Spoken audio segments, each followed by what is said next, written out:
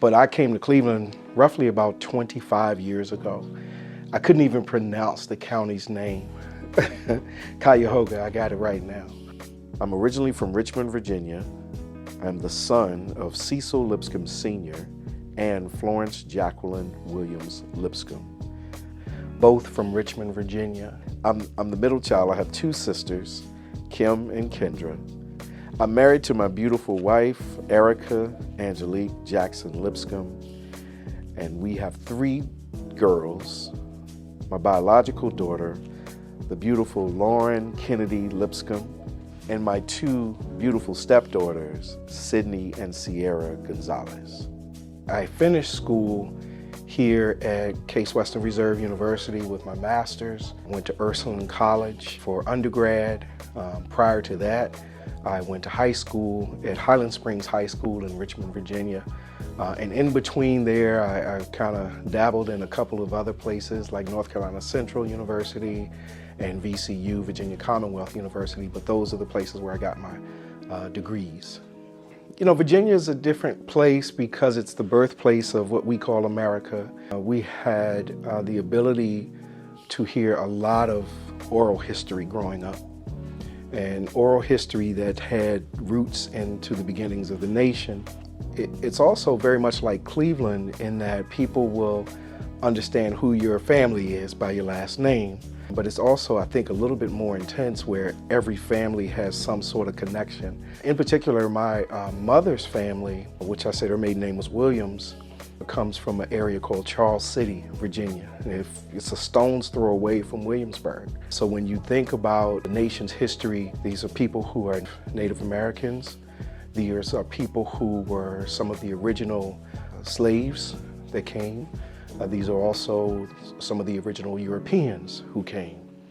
And there's this hodgepodge of groups that actually, through time, have become family, and other times in history have warred, and in other times who fled the area and actually made their way back. So that's one side of my family through my mother's lineage. My dad's family, which he's the Lipscomb, of course, was originally from what we trace back to Madagascar, Africa. But his mother's maiden name was Edelton, and his father came through the Lipscomb family. But an interesting family story is that his great-great-grandmother, Latia Lipscomb, divorced her husband, who was Melchindi Hendrick. And so Latia Lipscomb married Melchindi Hendrick. Well, Latia's father, my four or five generations back, great-grandfather said, no, you won't treat my daughter this way, and sued Melchindi. His daughter came home, took back her maiden name, and ultimately that particular person's name, my great ancestor, his name was Franciscus Pius Lipscomb. Now, what country would a black man name be Franciscus Pius Lipscomb? But he was black, he was considered African American. We have actual court documents that shows where he sued his son-in-law for the mistreatment of his daughter. So that story is important because it shows in genealogy that actually my name, if given through tradition, my last name should have been Hendricks. But she came home and took her maiden name back, okay? But that area of Virginia, which was basically an area outside of Richmond, was a very rural area, and there was a lot of intermarrying. Back then, there was a smaller population, so if this person was an eighth cousin, well, that might be okay to marry that person. And so there's a lot of family trees in this part of the woods that intermingle.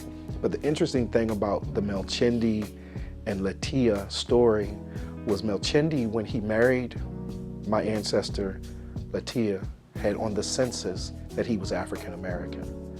But after he got a divorce and moved back with his family in Eastern Virginia, back in the Norfolk area, he wrote on the next census that he was white. And so because he was fair complected, he actually went back and saw a guest benefit for claiming that he was a white man in America at that time. And quite honestly, the Hendricks line, ever since then, is listed as Caucasian.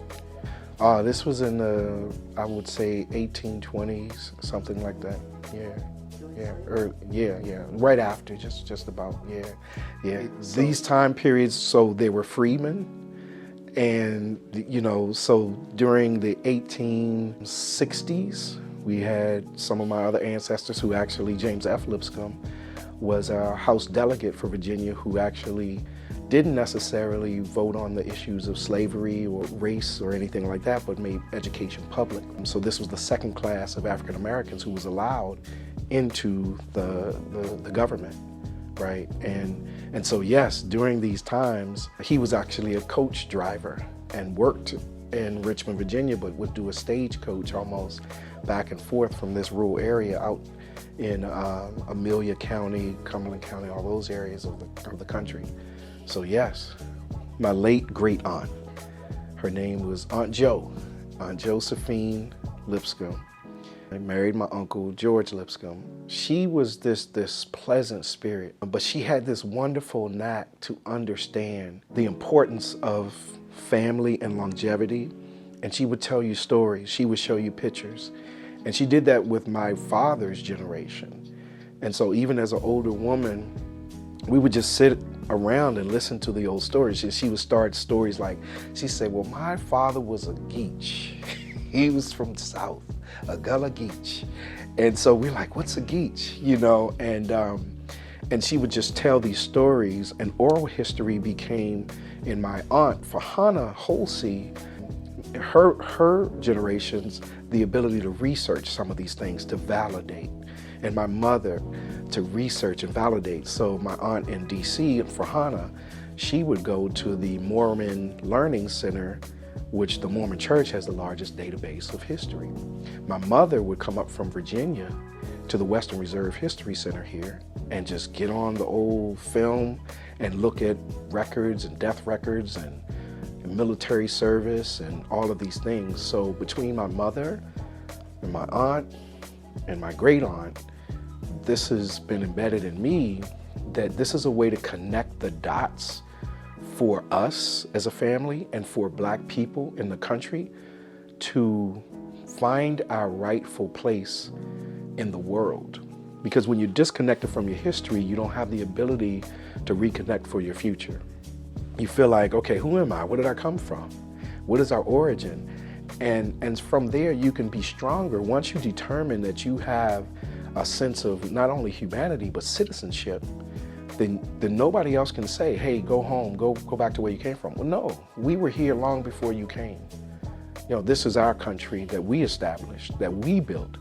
And so this is why it's important for our family to not only claim our African and Native and even white ancestry. It's for us to actually be more human and to validate our place in whatever we do. So in terms of DNA and utilizing DNA in our research, it's important to validate what you're hearing or what you're seeing. And so, yeah, Ancestry.com is a pretty simple swab that saliva swab that you send in, and it's fairly inexpensive. There are some larger databases, which I've done in years past. My father has done, African ancestry. When you learn the mitochondrial, and then you learn the DNA strands and all of these things. It's amazing to just go online and plug your information in and see how the roots of your research connect to others across the country.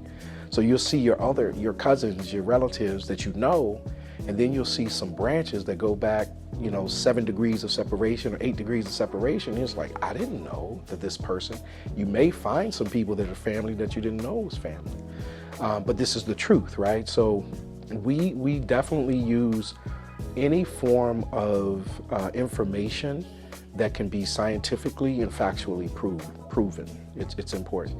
I have found several surprises in our research in that one of the early ones was funny. It was a gentleman from Georgia, right? His name was John, and his last name was Lipscomb or something like that. My grandfather's name is John Lipscomb, but my grandfather's deceased. I'm like, well, who is this? And online, it was like, wait a minute. He had one of the closest matches to my DNA than anybody. And he sent me a note through this research, and he said, wait a minute, are you my cousin? And I said, apparently we are related. Well, he was Caucasian.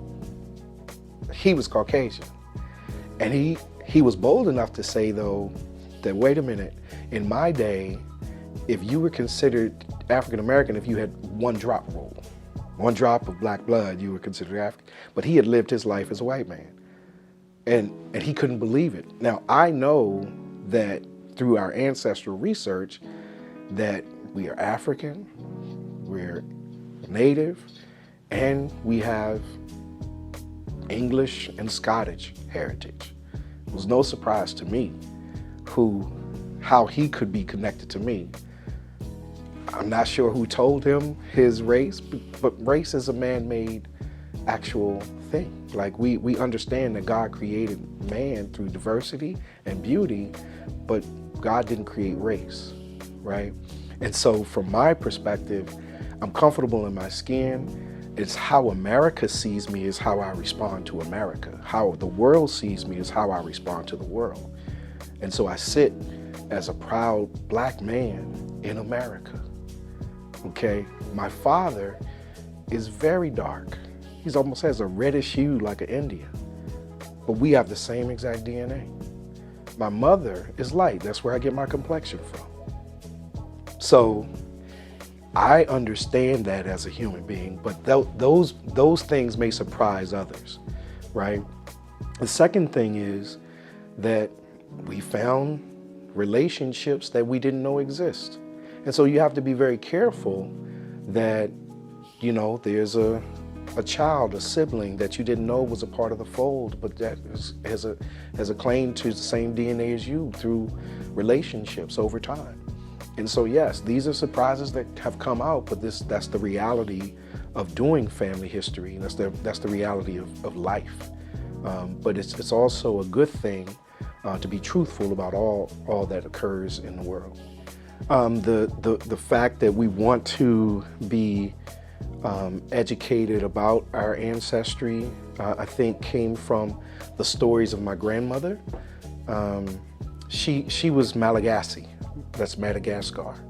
So this is my father's mother. Her name was Beatrice Cleopatra Lipscomb. And she was the Eddletons.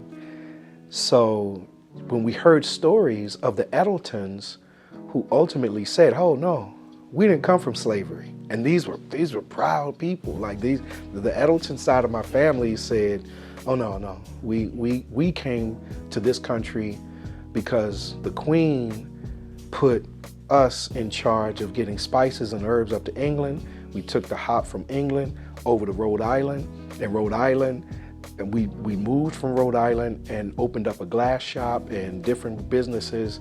And we're researching some of this history, and we're like, some of this is true. And they would walk around like saying, no, we didn't come from slavery. That part of my family, the Eddletons, because of the story, which we haven't validated fully, right? But this is, you know, so you want to, when you hear these things as family members, it's important to take it in and respect your elders from oral tradition, because, you know, this is what we come from. But the reality is, my grandmother's sense of, and she was a highly intelligent woman, of passing to the next generation who you are and who we are, was something that we just took very seriously. So I love the African American Cultural Garden. Obviously, I'm here, right? No, we think that many children, there's a lot of children who don't know even who their grandparents are, who have a sense of, hey, I'm just here. And when they grow older, they will probably have questions. They'll probably have questions about, wait, why do I look the way I look? Who can I talk to about learning more about my history? Because when they go to school, they're going to hear a lot about European history. They're going to hear a lot about Asian history. When it comes to African history and this nation's history, they're going to figure out at a certain age that they may have been overlooked or only portrayed as if our history began in slavery, which is the furthest thing from the truth. We go back millennia, right?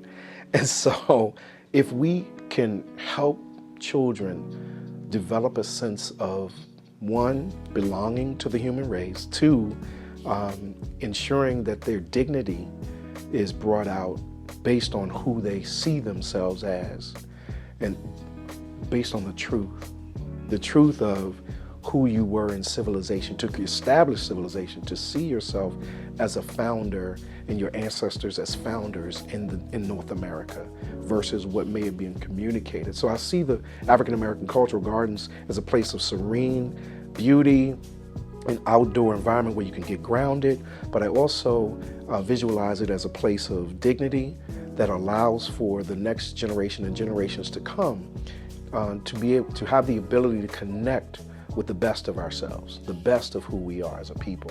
So that's why I really encourage people to get connected with the African American Cultural Gardens here in Cleveland.